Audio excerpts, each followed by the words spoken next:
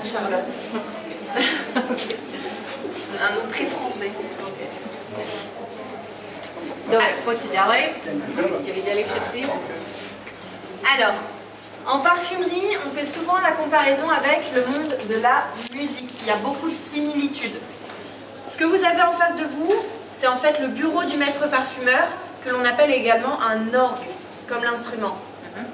Takže vo Francúzsku veľmi často prirovnávajú vlastne prácu parfuméra k práci hudobného skladateľa. Hej? Takého hudobného skladateľa. Aj tento stôl, ktorý tu vidíte, je vlastne pracovný stôl parfuméra, ktorý sa u nich nazýva ako orgán. Hej? Lebo komponuje v podstate z tých všetkých flakónikov a z tých vôní esenciálnych olejov, ako keby komponoval nejakú hudobnú skladbu. Hej? Skladá to po note a vlastne pracuje na tom veľmi dobre.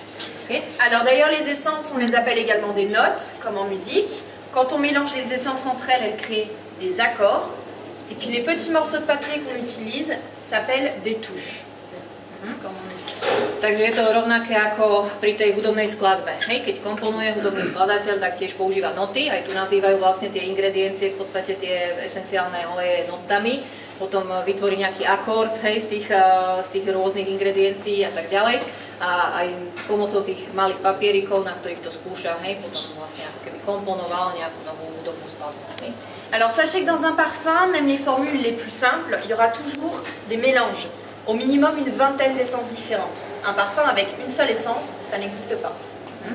Takže v každej vôni, v každom parféme je niekoľko druhov tých ingrediencií a olejov, minimálne 20, môže ich byť až 250, hej, v jednej vôni. Parfém, ktorý má iba jednu ingredienciu, neexistuje. Hej. To sa nedá, oni to vlastne miešajú. Hej. Aj keď je to rúža, s vôňou rúže, tak nebude tam iba rúža. Hej. Od tých, ja neviem, 20, 80 až 250 tých rôznych ingrediencií, ktoré ten parfém obsahuje. Alors, là, ce que vous avez représenté sur le côté, ça s'appelle la pyramide olfactive et c'est en fait la structure du parfum, comment l'odeur évolue au fur et à mesure du temps. Aj tu máte naznačené za tým stolom parfuméra, vlastne je to pyramída olfaktívna alebo vôni. Hej. Každá vôňa, každý parfém sa postupne rozvíja. Hej. Aj keď si ho dám a nanesie na pokožku, nie je to celý deň tá istá vôňa. Hej. Postupne ten parfém vlastne pracuje a tie noty, ďalšie a ďalšie, sa až potom, hej, rozvinú, takže je to taká pyramída. Úplne hore sú, oni ich nazývajú noty hlavové, hej, tie základné, ktoré cítime hneď. Hej, náš mozog zacíti nejakú vôňu hneď, okamžite, ale potom sa to krásne ešte rozvinie. Hej, ešte cítite ďalej. Alors la première impression que vous avez lorsque vous vaporisez le parfum, ça sera les notes de tête. Elles sont fraîches, naturelles comme le citron, mais attention, elles ne tiennent pas très longtemps sur la peau. Takže práve o tom hovorí, že tie prvé vône, ktoré zacítime, hej, sú tie práve hlavové vône, to máte hore, alebo noty naznačené a to sú vlastne svieže napríklad. Hej, keď tá voňavka, ten parfém vlastne vonia citrusovo, zacítite citrón. Hej. Ale postupne sa to zase mení a rozvíja, takže tieto základné hlavové noty nezostávajú veľmi dlho. Hej. Na tej pokožke potom sa to zmení. Hej. Alors ensuite, au bout de quelques heures, ce qui va vraiment prédominer, ça sera les notes de cœur, cette fois-ci, qui seront plutôt fleuries et fruitées et qui vont vraiment donner le thème du parfum. Tak, po pár hodinách sa na tej pokožke vlastne už zobrazia aj tie ďalšie, to sú srdcové noty, hej, tie hlavné v podstate, ktoré cítite ako keby kvety, hej, kvetové alebo sladšie vône, hej, ovocie, kvetinky a tak ďalej, hej. Et puis ensuite, dans le fond du parfum, ce qui va apparaître plus tard, ça sera les essences à base de cuir, de tabac, de bois, et qui vont vraiment fixer en fait le parfum sur la peau.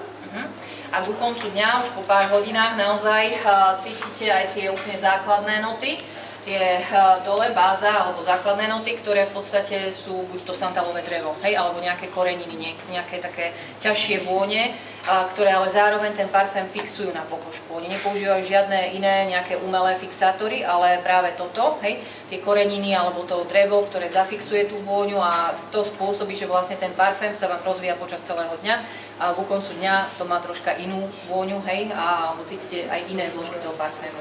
Takže vydrží naozaj celý deň na pokožke a fixátor je práve toto, hej, tie prírodné, hej, koreniny a bylinky.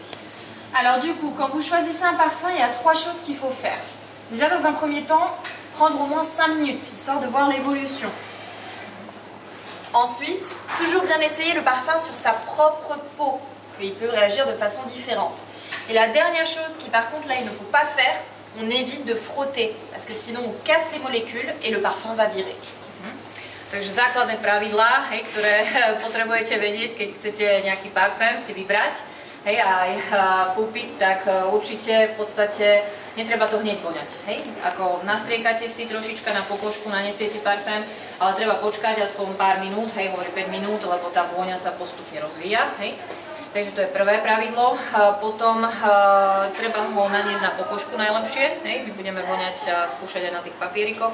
Keď sa vám nejaká vôňa naozaj zapáči, treba to vyskúšať aj na pokožke, lebo každá pH pokožka vlastne reaguje troška inak. Hej. Takže najlepšie je to na vlastnej pokožke vyskúšať. A potom tretie pravidlo je, že nesmiete urobiť toto nikdy, lebo v podstate tým zničíte tie molekuly. Hej. Teplom a trením sa vlastne ten parfém ničí. Hej. Takže už cítite niečo úplne iné potom. Hej. Zničíte to. Takže nie takto. Ok. Allez, parfait, on peut continuer. Tac.